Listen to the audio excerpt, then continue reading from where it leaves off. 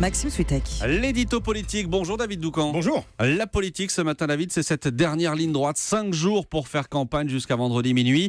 Et des sondages qui mettent Emmanuel Macron, Marine Le Pen, François Fillon et Jean-Luc Mélenchon dans la marge d'erreur, c'est-à-dire tous qualifiables. Meeting en série, déplacements, émissions, les candidats vont évidemment jeter toutes leurs forces dans cette dernière bataille. Oui, et je vous annonce pour ces 5 derniers jours une disparition. Ah bon ? Celle de la subtilité.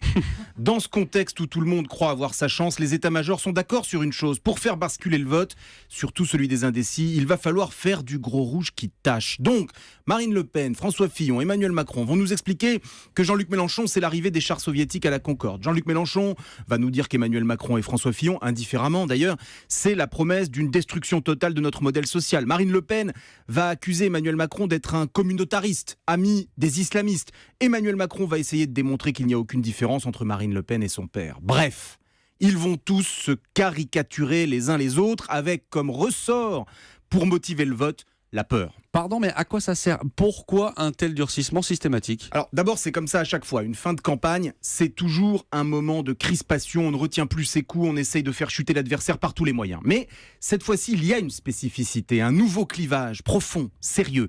La France prend en cette fin de campagne les allures d'une maison divisée. Est-ce que vous connaissez cette expression historique, la maison divisée ? Lincoln. Oui, elle est tirée effectivement d'un discours d'Abraham Lincoln en 1858 dans lequel il mettait en garde sur la question de l'esclavage. 3 ans plus tard éclatait la guerre de sécession. Alors il ne s'agit pas ici ce matin d'annoncer un risque de guerre civile dans la France de 2017, nos institutions sont puissantes, mais juste de pointer que le bon vieux clivage droite-gauche s'efface pour laisser place à un désaccord bien plus fondamental entre d'un côté des Français qui vont bien et qui n'ont pas peur du monde, et les autres exclus de la prospérité, qui ne voient plus dans le monde qui les entoure que des ennemis, des prédateurs dont il faut se protéger, quels que soient les résultats dimanche prochain et dimanche 7 mai. S'il veut réformer le pays et obtenir une majorité cohérente, le nouveau président devra commencer par faire œuvre de rassemblement. La maison divisée, l'édito politique de David Doucan. Merci David.